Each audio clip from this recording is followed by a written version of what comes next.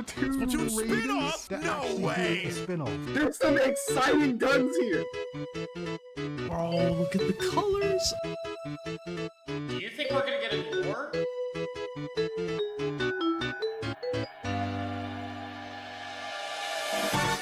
Hello everyone, welcome to the second half of my predictions for third kits for every Splatoon 3 weapon. Last time we took a look at the Kensa collection, and today we're going to be going through my Sheldon's picks. And then we'll be able to see the end distribution of subs and specials, which I am trying to account for like I talked about last time. Anyway, let's get started. The NZAP 83 is up first. I think that I'm going to go with a wholly original kit this time around with Fizzy Bomb and a pretty cheap ink vacuum. There aren't really any short range shooter ink vac candidates right now, and I think Zap would be a good fit since it naturally uses a bit of run speed, and run speed does generally work well with it. I figured Fizzy would be a nice bomb to round out the kit, covering its range advantage and comboing very well with the main weapon. Next up is the Sploosh-O-Matic. I went with a slightly different kit, mainly because, again, there's so many splat bombs already, I don't think I can add another one. So instead, we're going to go with Torpedo and Trizooka. I've generally really liked Torp with short-range weapons. I feel like it's a good way to grab attention from longer-range options or scan areas, so these are particularly useful for this. And Trizooka is just a combo from Splatoon 1. Again, shortest range weapon in the game. What covers it best? The Zooka. And the Torp can also locate a bit to make it easier to find targets to use it on. I feel like this has some very natural synergy and covers a weakness in a way the other kits do not.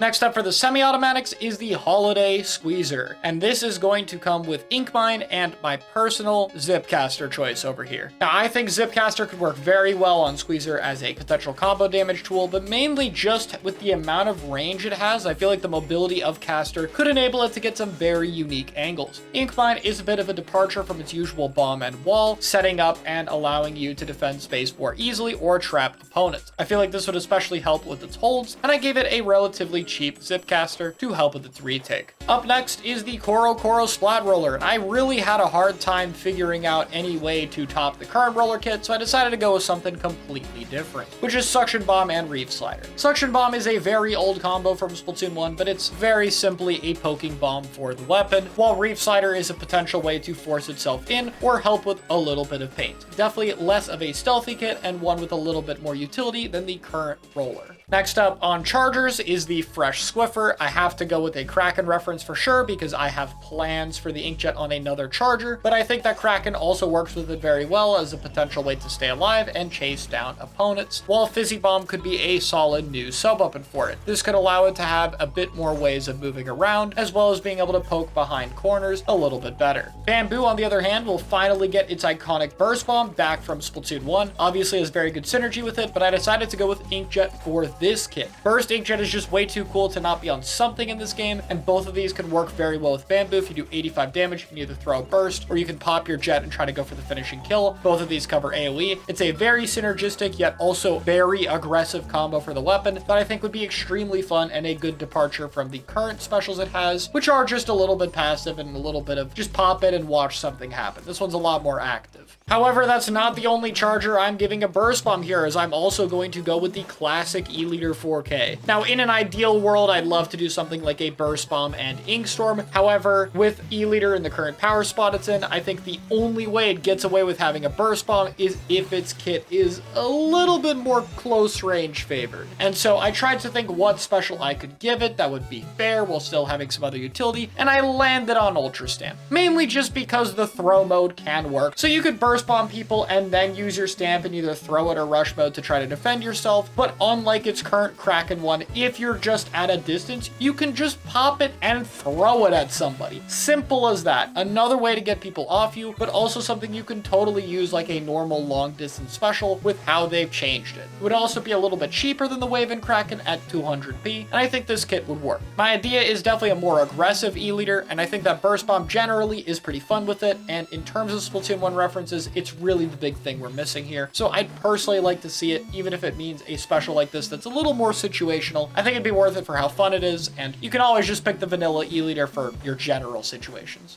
Onto the sloshers with Soda Slosher. I couldn't settle on giving it burst. I'm fine with it most of the time, but this combo is just a bit too strong. I feel like it would basically create a mandatory triple bomb defense for everyone at this point. So instead, I'm gonna go with Torp. A little bit more expensive, but the rolled mode can still combo just like old burst bomb can. As for the special, I just went with something a little bit simple. Inkstorm could potentially help you with the healing effect, has a little bit of paint, and exerts some nice pressure, but definitely isn't as powerful as something like Strike. However, it's a little bit less intrusive. It doesn't take over your main weapon like the other two do, so it can keep you with a better access to your more powerful main and sub combination. Next up is the bubbly Blob Lobber. So I definitely wanted to go with a more aggressive blob here. Mainly, I feel like it not having wall is a bit of an unfortunate opportunity. It worked so well with that sub in the past, so of course I'm going to give it to it again. But I also wanted to give it a special that would maintain supportive utility without making it too much of a paint spammer. So I landed on Wavebreaker. 2 shots from a blob do combo with one of the hits of Wave, so it does work for that. It helps with area denial and locating opponents, and since it's buff, it's a little bit better at tanking along with being able to use the wall. So I feel like it would allow you to maintain a little bit more HP around you, play more fort, and still have a good amount of utility while maintaining its support role. Next up is Heavy Spiraling Remix. This remix will be a remix of the old remix. Since Sensor is already taken, we'll actually go with a different sub it's had before, which is Wall, and combine it with Booyah Bomb. Yup, the K-Gal kit returns once again. This is specialized to allow you to stand in more open spaces, and especially be able to challenge other anchors that deal with spiralings like chargers. And next up is the Nautilus 39, which I'm going to, of course, give its inkjet back, but I'm thinking of changing up the sub a little bit and going with Autobomb. It's a bit cheaper. I think the location utility is pretty useful for it, especially as a replacement for its point center, and this would be a kit that would give it an option to deal with longer range threats and keeps the iconic transformation special it had back in Splatoon 2.